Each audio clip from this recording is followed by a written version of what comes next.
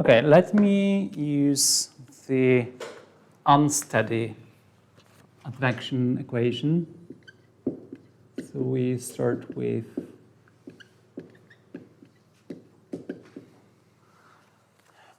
such an equation, really very, very often used, very often used in our examples with battery cooling, with the cooling channels, where the fluid needs to be advected. The thermal energy in the pipes or in the channels needs to be advected according to such an equation. I remember writing one of the applications for engine radiators where we did have some actually, you can imagine the following situation where we had, well, something in the radiator, whatever it was, but basically we had some pipes leading the fluid to the inlet, and it turned out that we had huge discrepancy between the results of the numerical computations and the experimental experimental results. Basically, when we were comparing the time plots, it looked like something like that, let's say, for the experiment, and something were pretty similar, but at completely different moments in time for the numerical computation. No one said that the experiment is done with some additional segment of pipe, that it's like 1 or 2 meters, and everything. Actually, it wasn't shifted by the same interval, because this would be very easy to simply shift the results and compare it accordingly. The problem was that the mass flow rate changes, so there was like no constant separation. But if if the fluid enters at 1 meter per second, you could easily calculate 2 meters of pipe. Okay, just 2 seconds of difference. But then it decelerates, so any changes in the inflow are propagated with a different speed. So the difference in time changes. So there was actually no other reasonable option than to implement something like that. And we did it by finite difference method, 1D finite difference method, to simply advect the thermal energy with the proper speed according to the mass flow that was introduced to the system.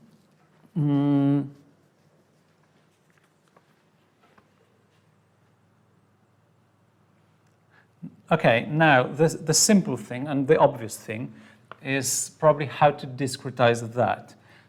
Let's write it. We need to write the equation for some ith node.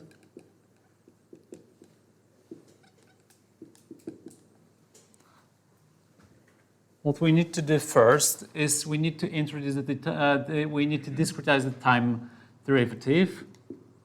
So let's introduce the upper index for denoting the different time step sizes. The different time steps, minus the same location, but the current time step and the next new time step divided by delta t. That's nothing else as taking the forward Euler formula, so explicit Euler, as the time discretization scheme plus A.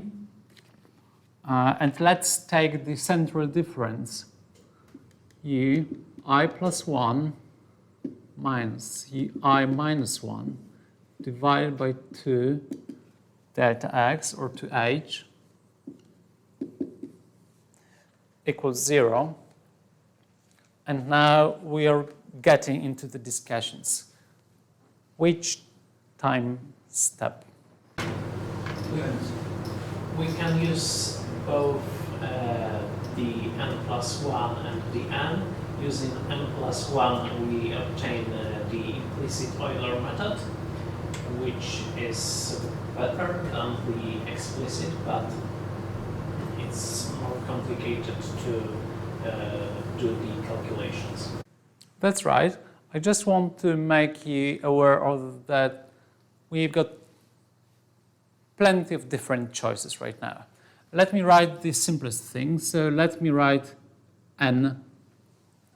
So we are using the values of the current time step to calculate what will happen in a second. But we could choose that we're interested in discretizing this equation based on the new time step. This would be the implicit method. This one is explicit because everything here is known. The only place where we've got the unknown is here. So, okay, in the explicit method, it doesn't need that. It needs to be the only place where it exists in the equation. The explicit method means that you need to have the formula, the way to generate explicit algebraic formula, how to calculate the unknown at the new time step without solving the system of linear equations. So basically, you can derive an explicit formula for the value at the new time step. And here, right now, we can do it. Again, we've got the spectrum of different choices, what kind of finite difference we use for space discretization. We can use the central difference, so taking these two. We could use either this difference or maybe this difference. Each of them is correct when it comes to consistency of the scheme. So when decreasing h and decreasing delta t, the finite difference scheme will turn into the differential equation. So it's consistent, not necessarily stable. So not necessarily stable, this means not necessarily convergent, not necessarily UI, the UI vector will really converge to the correct analytical solution. And that's something that we are going to cover in a minute. But just two comments. First, the idea of stencils. The stencil that we are using here, just see, looks like that. We are taking these two values and let the other direction denote the time levels. These two values, and we're using these two values to represent the difference in space. So we are dealing with such a stencil. One more thing is, okay, I have given you that example. Can you imagine what should be done if we assume that this is really some pipe that maybe even changes its cross-section?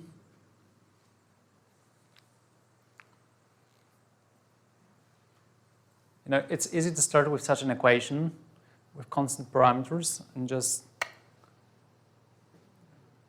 let it solve. But the A needs to be under the derivative. I think not only. What you would need to do is first go to the conservative form. And if you should represent any thermal energy, be aware, don't write it for temperature, because you will get loss. You will probably not conserve energy, etc. So first, what you should do is to say that, okay, my U should be something like that, and discretize that, because the thermal energy needs to be conserved. The other thing is that from fluid mechanics, you would simply use the continuity equation that this times velocity needs to be, well, some given volumetric flow rate, okay? So the first thing that you would probably do is you would need to take, to know what is the volumetric flow rate, then for each cross-section, calculate what is the advection velocity. So you would have not just a constant a value, but different velocities at different locations. And probably the more convenient way would be to write it this way, where U is the thermal energy and convect something like that. Okay, just a remark. I want to make aware that writing the equations for conservative quantities is a better idea, and go to simplifications like temperature only if it's really linear case with constant parameters. But I want also to make sure that you know how to do if the geometry changes along the path, along the flow path. And right now, what we're interested in, and this will be a bit of theoretical work right now, but I want to show you if the scheme works in a stable way, if it's stable, and how to analyze whether it's stable. Because you have many choices. You can go with the forward formula or backward formula with the time stepping, or choose at least central difference, backward difference, forward difference, and all the combinations of all these things. Okay, let us start with the whiteboard and rewrite all the equations that we will need to carry out the von Neumann analysis. So let me rewrite the numerical scheme of the explicit central differences.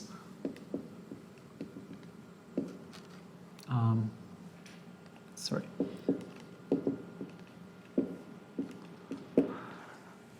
Plus A times U I plus 1 at the current time level minus U I minus 1 at the current time level divided by 2H equals 0. As we have already said,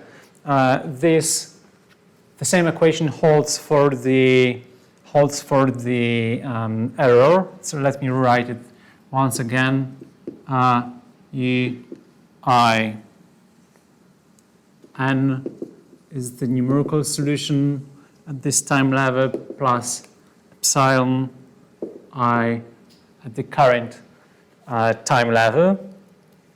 So as said, the same equation must hold for the error epsilon.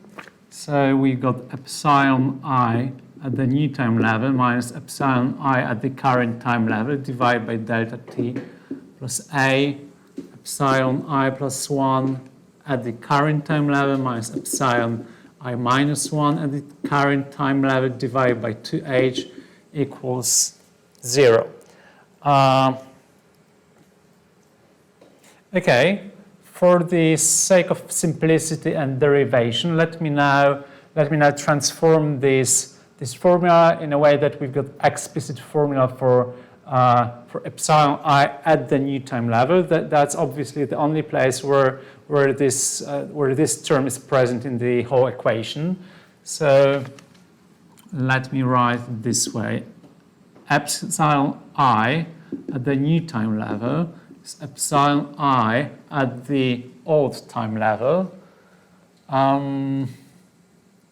minus A delta t divided by 2H epsilon I plus 1 at the current time level minus epsilon I minus 1 at the current time level. That's it. And I don't want to rewrite this many times, so let me call this coefficient, scalar coefficient, just let me call it R.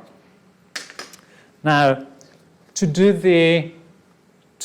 carry out the von Neumann stability analysis, what we are doing is we are assuming how we can represent this error. And this error can be represented by saying that epsilon I is splitted into, okay, at the current time level, is split it into a function that depends only on time times mode that represent oscillations in space, and it will be the exponent to the power of imaginary I, representing the modes, then times kx. X is obviously the coordinate along the axis. K will be the index that numbers the subsequent modes. Okay, so here let me derive the formula for epsilon I plus 1, so just one node to the right side along the axis, which will be epsilon I plus 1 at the current time level.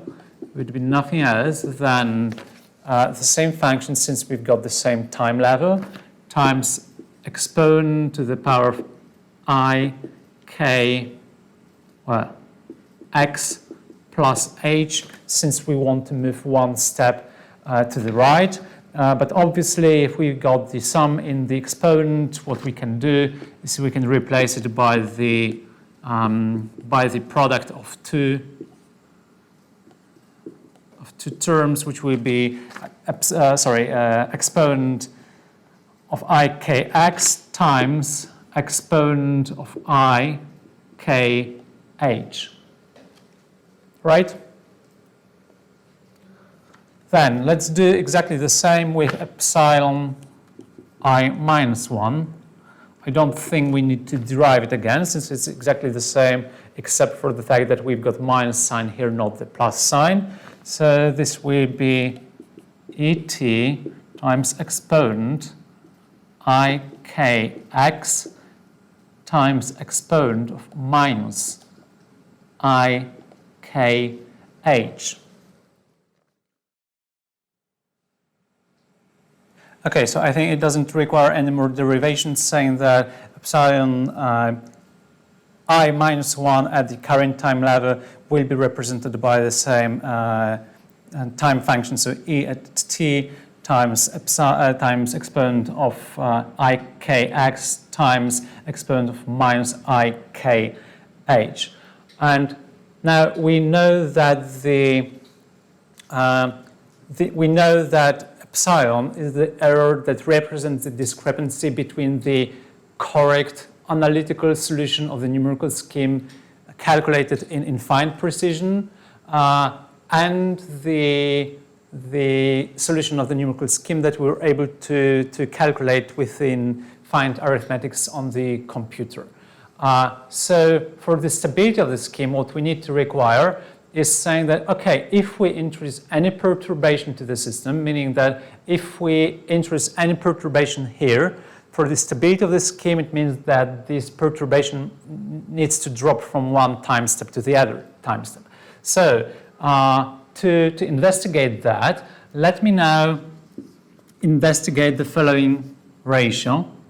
The ratio that we're interested in is dividing this epsilon at the new time level to divide it by epsilon at the current time level.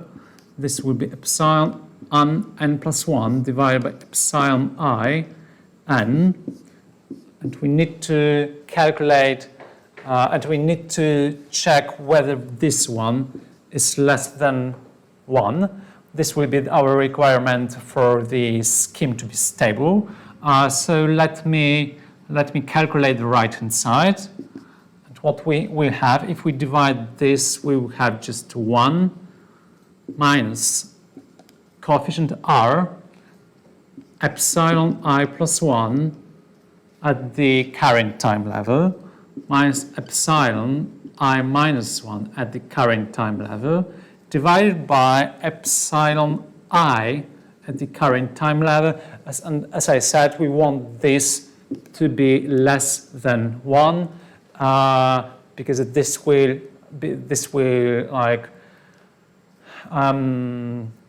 if we fulfill this requirement, then we know that the scheme will be stable. And well, let's check that.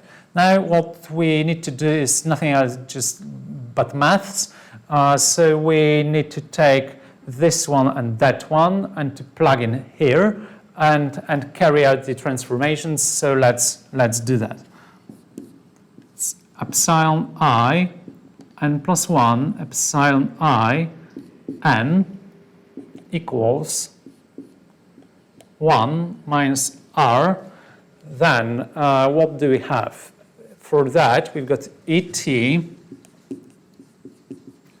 exponent ikx times ikh minus ET exponent ikx times exponent minus ikh divided by this one is nothing else but ET times exponent ikx. Okay, just let's have a look. Obviously, this one is present here and here. This one is present here and here. So what we finally arrive at is the following.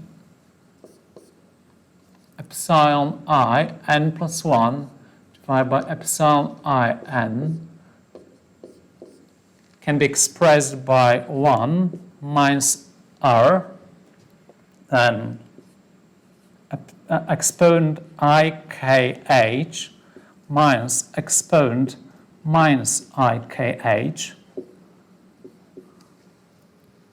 And we need to verify whether this one is less than 1 or not. And let's do some more transformations.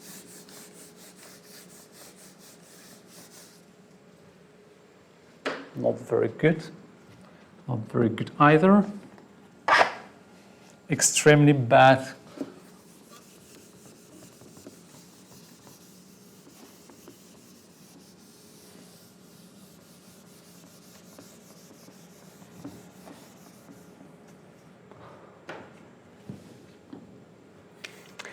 Good. Then what we've got here is, okay, what is it? Exponent of something minus exponent of the same argument with the minus sign. We can use the Euler formula to say that, okay, if we've got exponent of ix minus exponent of minus ix, this one transforms to sine of x, right? So what we can do is we can say, okay, 2I, this will be imaginary part. Good, then if we take that, exponent ikh as exponent minus ikh is 2 imaginary I sine function at kh. Good. Then let's substitute this here. And what we get is epsilon I n plus 1 epsilon I n equals 1 minus 2 r I sine at kh. Okay, and now we need to, that's obviously a complex number with the real and imaginary part. So we need to verify whether we've got any possibility to make this magnitude of the complex number less than 1. And just let's see, the real part is unfortunately 1. Now, we have got some coefficient r that was, let me rewrite that. R was, as far as I remember, it was convection velocity times delta t divided by 2h, as far as I remember. So we've got some coefficient r that we can use to control how much of the imaginary part we will have. It's associated with the time step size and with the spatial discretization. Also, the argument of the sign function, like this is just the index, so we must fulfill this requirement for each mode that we can have. But obviously, we can change the step size of the spatial discretization, so we've got some influence on this imaginary part. But whatever we do, this will be greater than 1, and this one needs to be greater than 1 if we want to be proceeding in time. So whatever we do, we will be somewhere here, and obviously the magnitude of such a complex number will always be greater than 1. So what we can conclude is the fact that for the explicit scheme with central differencing for the convection problem, whatever spatial or time discretization you choose, you will end up with the scheme that is unconditionally unstable. So you've got absolutely no way to keep it stable.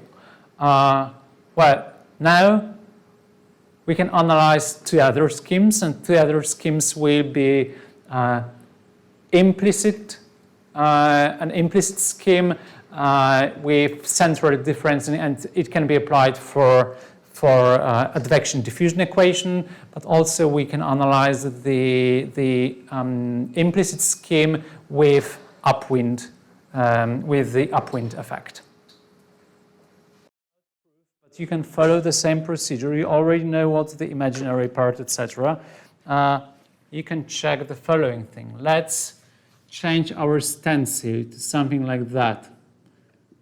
We will be exploiting these two values for space discretization. Oh, I don't have the equation.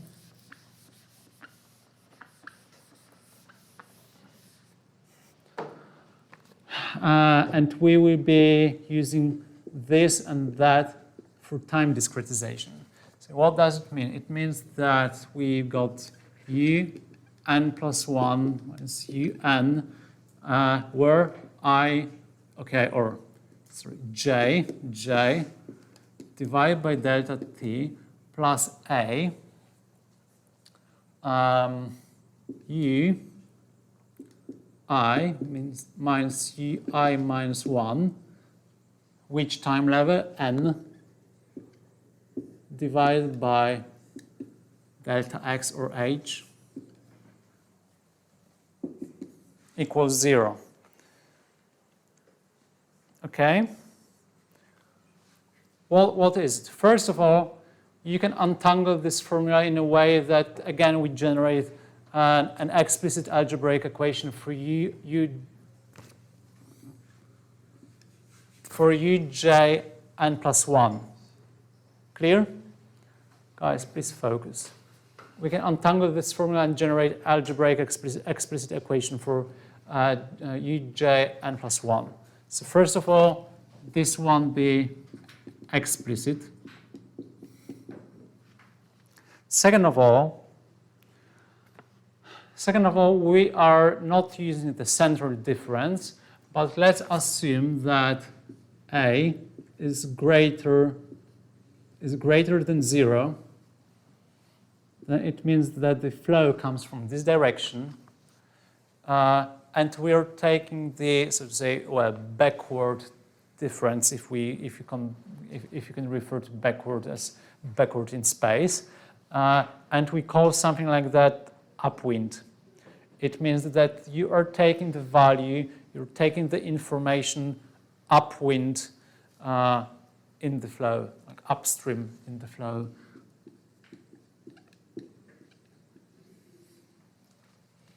So first of all, it's explicit, it's upwind. And, well, without proof, but if anyone wants to, I really suggest doing this von Neumann stability analysis, because you should arrive at the condition that, first of all, something like that would be conditionally stable.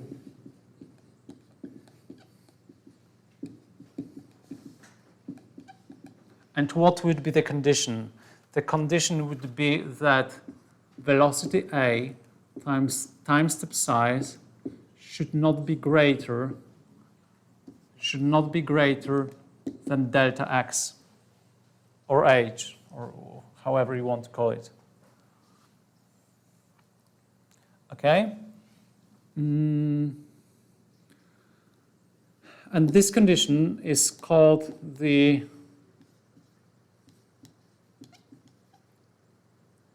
CFL condition. Is from current Friedrichs. I think I'm right, Louis. I'm pretty much sure with W. Yeah. I know what you mean. Not this guy.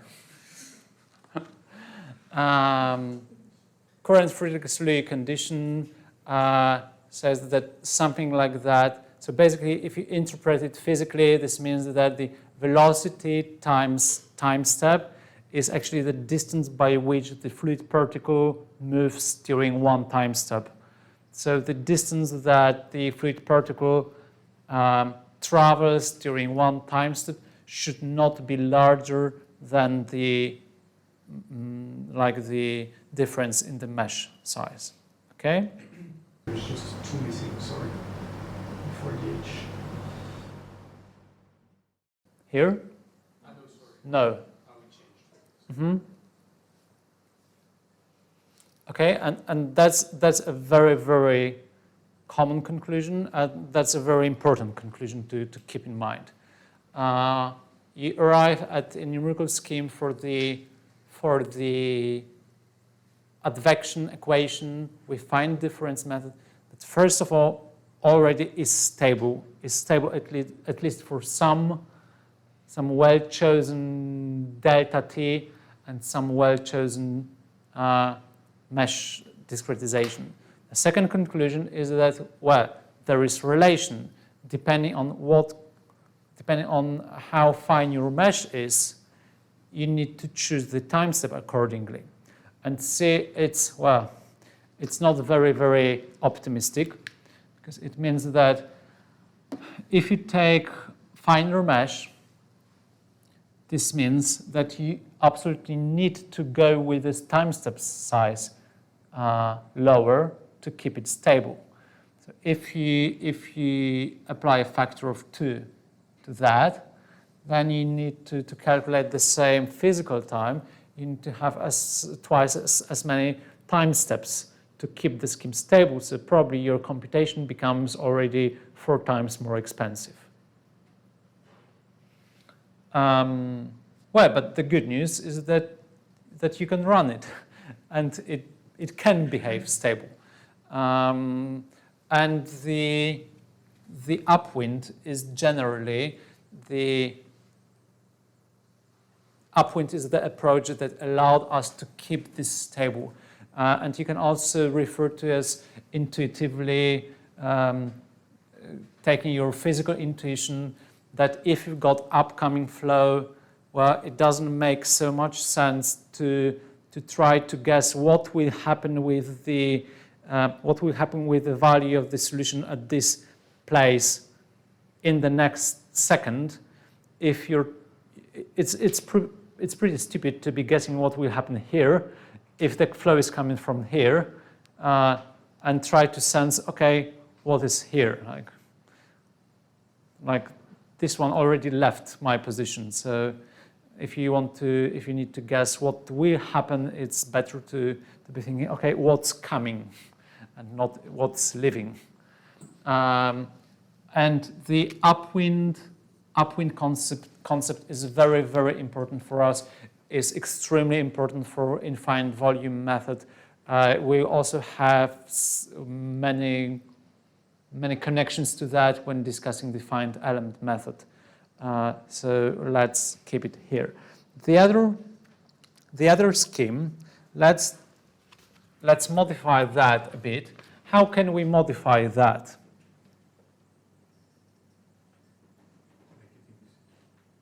Yeah, exactly. We can make it implicit. So let's j n plus 1 minus uj n divided by delta t plus a u.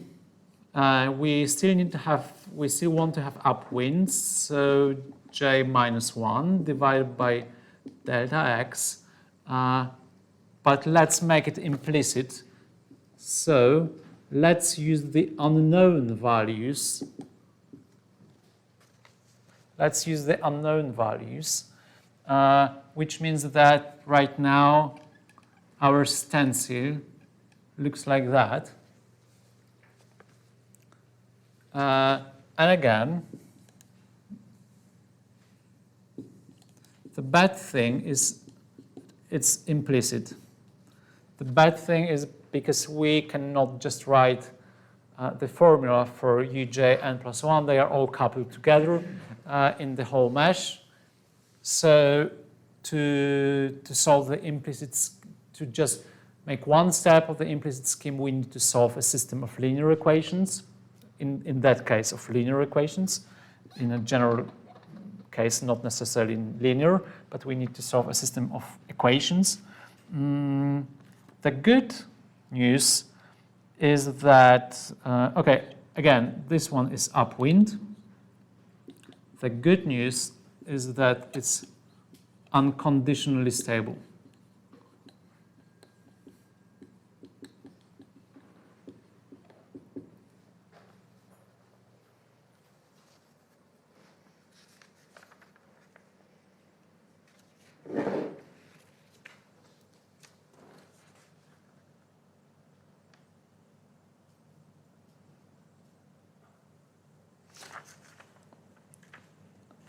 Okay. Questions so far?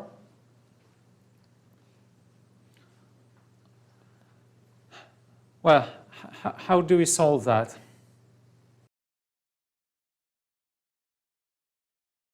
It will be the system of equations. So it's not possible to make it completely parallel, like in the case of explicit Euler method. That's right. So what we need to do is we need to write the whole matrix. And let's maybe do it. Let's assume that we've got this problem that we want to solve. Generally, we probably have got some u that may change in time at the inflow.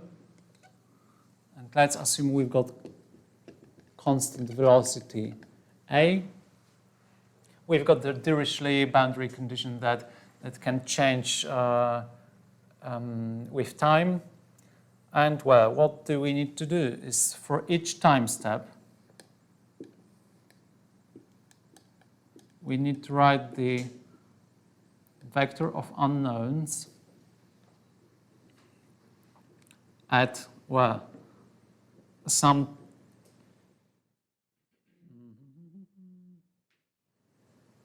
now n is a very bad choice. Let's call it m. M will be the number of nodes. Because right now n,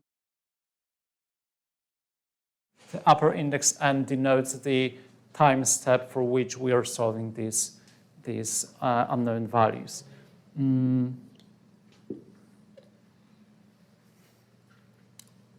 well, should we structure it somehow? Let's see. Uj n plus 1 is multiplied by what? It's multiplied by 1 divided by delta t, and where else? Plus a divided by delta x.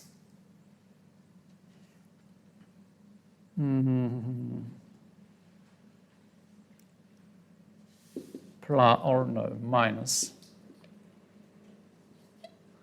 a divided by delta x times u j minus 1 n plus 1. And the only thing that is left, and that is already known, is this term, is 1 divided by delta t times uj, but from the previous time step. So just see, what we have done is we've gathered the terms in a way that everything that is known is on the right-hand side.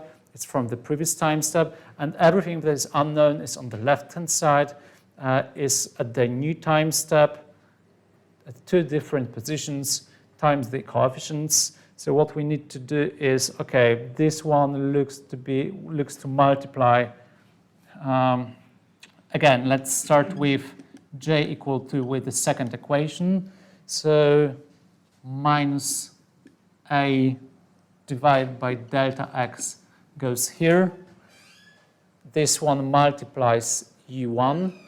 Then what multiplies u2 is this term, 1 over delta t plus a divided by delta x. U1 plus 1 then? Sorry? In the vectors n plus 1 here? Yeah, thank you.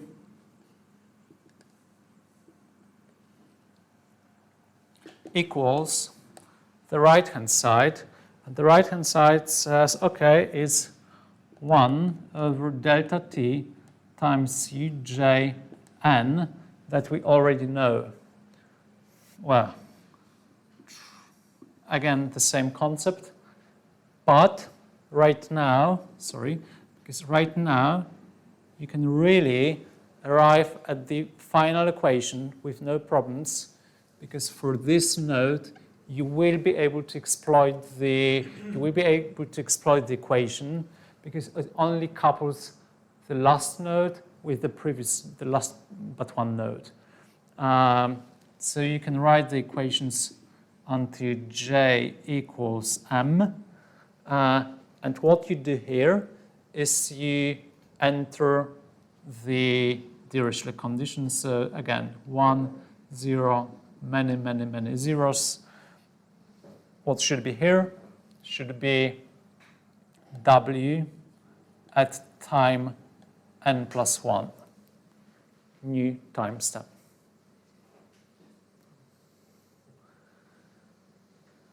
Okay.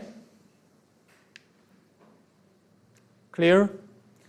What we've covered is we've covered the explicit schemes, the implicit scheme. Most importantly, we discussed the upwind concept. The upwind was something that for advection equations allowed us to build a stable numerical scheme. And what we have seen is we've seen how to assemble the matrix of the linear system of equations, and maybe most importantly, to see how to implement, how to impose the boundary conditions to the system. And for the one last remark, for the advection equation that only governs advective transport, you don't need to have any boundary condition at the outflow, since the information is simply transported out of the domain as it comes. I think that's it for today. We are not far away from finishing the finite difference method. So we will finish the finite difference method tomorrow, and we will be moving to find volumes. just one short appetizer for tomorrow. We've seen that upwind allowed us to keep everything stable. Now, the interesting part will be what kind of difficulties it introduces. And, well, it's a spoiler, but the spoiler is that the upwind scheme introduces a lot of artificial numerical diffusion and diffusivity generated to the scheme. And the question that we will start with tomorrow is, okay, so if we've modified the scheme in this way to keep it stable, to keep the solution, to keep the solution procedure stable, are we really solving the same equation that we wanted to solve, or are we maybe solving a different equation? And that's the spoiler, because you already might expect what the answer is. Thank you.